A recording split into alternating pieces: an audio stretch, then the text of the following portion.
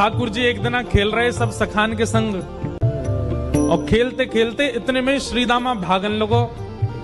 ठाकुर जी बोले, ए श्रीदामा कहां को जा रहे है? श्रीदामा बोलो, लाला ससुराल जा रहा हूं अपनी। ठाकुर जी बोले, नंदगाम सुनो, बरसानो सुनो, वृंदावन सुनो, गोकुल सुनो, जे ससुराल कौन सा गांव है भैया? श्रीदामा हंस के बोलो, लाला ससुराल गांव को नाम ना है। तो बोले, फिर कहा है ससुराल?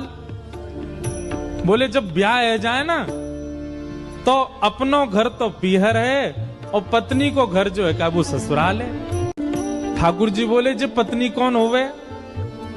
बोले, लाला जैसे नंद बाबा की तेरी मैया यशोदा पत्नी है, ऐसे ही मेरा ब्याह है रो, मैं वो पत्नी लेवे जा रहा हूं, तो पत्नी के घर को ससुराल के में। ठाकुर जी गए श्रीदामा के पास, ओए श्रीदामा मेरो ससुराल कौन सो है? मेरो ससुराल को नाम बता। श्रीदाम बोलो, मुंह का पता तेरो ससुराल कौन सा? तेरी बहू जहां की होगी वही तेरो ससुराल। बोले, मेरी बहू कहाँ है? श्रीदामा बोलो, लाला मुंह मत पूछे, मैया तो जाके पूछ। ठाकुर जी तो आज पहुंच गए सुबेरे ते ही, और यशोदा मैया से जाकर के रोने लगे। मैया बोली, काय गुरो रा लाला? बोले, मैया तेने मुझे इतनी बड़ी बात छिपाई। मैया बोली, कहा छुपा दियो मैंने? बोले, तेने मेरी ससुराल को नाम ना बतायो आज तक। मैं 3.5 बरस को बूढ़ा है गो, अभी तक मुंह मेरी ससुराल ना पता। और वो श्रीदामा अपनी ससुराल गए बहू लेवे। यशोदा मैया बोली, लाला तेरी संगत सुधारनी पड़ेगी, सबरे सखा तो दिन ब दिन बिगाड़ते जा रहे हैं, तूने एक बड़ो है जा, तेरी ससुराल है जाएगी। ठाकुर जी बोले, बड़े कैसे हूं मैं? बोले, जब खुद दूध पीन लगेगो, खुद नहान लगेगो, खुद तैयार है जाएगो, घर के सब काम अन्य करने लगेगो, तू बड़ा हो जाएगो, तेरो ब्याह करा दूंगी। महाराज वही दिना ठाकुर जी गए, अपने सबरे पुराने लत्ता कपड़ा लेकर के आए, धोने लगे उन्हें, अपने आप दूध पीन लगे, अपने आप भोजन करने लगे, अपने आप ही उठ पटांग श्रृंगार करने लगे। शाम को बोले, मैया मैं बड़ो है गो, अब ब्याह करा दे मेरो। मैया बोली, वाह दिन में ही बड़ो है गो तू। मैया तो बोले, मैया देख तू बात ने मत बदले, बार बार मोते कह तू ऐसो कर तो ब्याह कराऊंगी, बड़ो है जा तो ब्याह कराऊंगी। अब सब काम मैंने कर दिए, घर के सब काम काज करने लगो मैं, देख अपनो श्रृंगार खुद करके आऊं, देख कैसो लग रहा हूं मैं। मैया बोली, ओठ वारी चीज आंखन में लगा के आयो, आंख वारी ओठन में लगा के आयो, यूं करो बड़ो है गो मैं।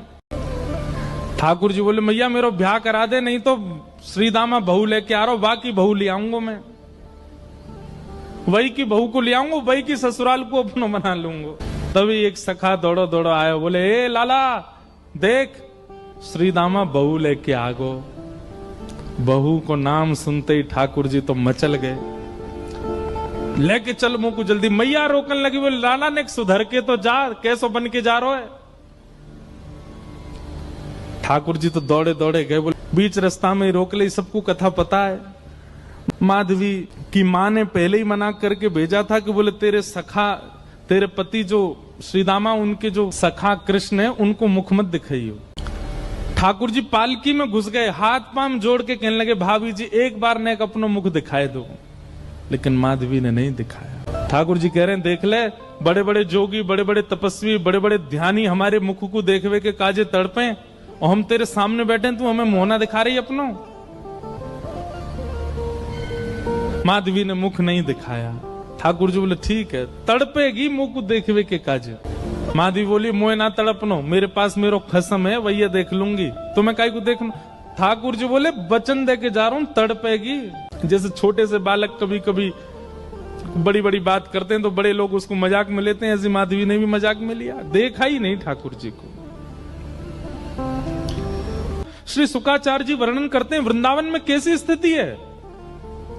गोपियां दोहन करती हैं तो घर घर घर जो दही की मथनी की आवाज आती है ना, उसी में ही कीर्तन करने लग जाती हैं। कृष्ण ऐसे, कृष्ण के नेत्र ऐसे, कृष्ण की नासिका ऐसी, कृष्ण के कान ऐसे, कृष्ण को मोर पिछ ऐसो, कृष्ण की पीताम्बरी ऐसी, कृष्ण की भुजा ऐसी, कृष्ण के चरण ऐसे।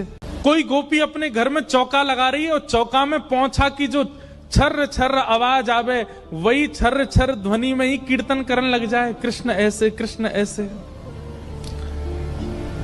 हसितम मधुरम, चलितम मधुरम, वमितम मधुरम, मधुराधिपते अखिलम मधुरम।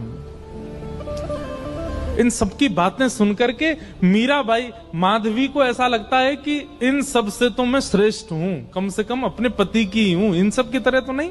पूरे दिन उस कृष्ण की प्रशंसा करती रहती हैं। सब गोपियां माधवी से कहती हैं, अभी तक तेरे सामने आयो ना है और तेने अभी तक देखो ना है। अरे या प्रेम को काम भावना ते मत देखियो, 3.5 वर्ष को 4 वर्ष को है, लेकिन वाक्य प्रति एक अलग ही प्रेम प्रकट है। जाए माधवी सबको ज्ञान देती है, बोले चाहे 3 वर्ष को 4 वर्ष को है तो अन्य पुरुष, क्यों उसकी बातें करती हो, क्यों उसकी ओर देखती हो। लेकिन 24 घंटे गोपियों के बीच में रहती माधवी को और कोई चर्चा ही नहीं सुनाई देती। सब केवल कृष्ण की बात करती हैं। जल भरती हैं तो, बैठती हैं तो, भोजन बनाती हैं तो, बतियाती हैं तो, श्रृंगार करती हैं तो, हर समय कृष्ण कृष्ण कृष्ण कृष्ण। माधवी ने कुछ समय अकेले रहने का भी प्रण लिया, लेकिन अकेले रह नहीं सकती, जंगल है, कहां अकेली जावे, जाना पड़ता है। उस एक दिन रात में सोई तो अब कानों में कृष्ण कृष्ण कृष्ण कृष्ण गूंज रहा है, तो कान बंद करती, पता नहीं पूरे दिन इतना नाम सुनती हूं कि अब तो कानों में भी यही गूंजता है। कान बंद करके सोती है तो स्वप्न में कृष्ण ऐसे हैं। अब कृष्ण देखे नहीं है, लेकिन उसको श्याम वर्ण, पीली पीतांबरी, वंशी, मोर पिच्छ सब अनुभव होता है।